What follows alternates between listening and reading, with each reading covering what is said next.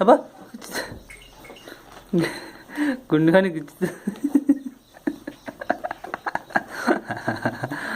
ఇద్దరు భలే వేస్తారు అనుకో.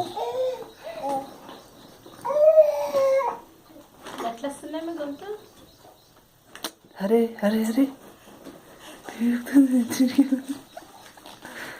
కన్నయ్య అజ్జుడు పప్ప కన్నయ్య బిడ్డలు అరే కన్నీ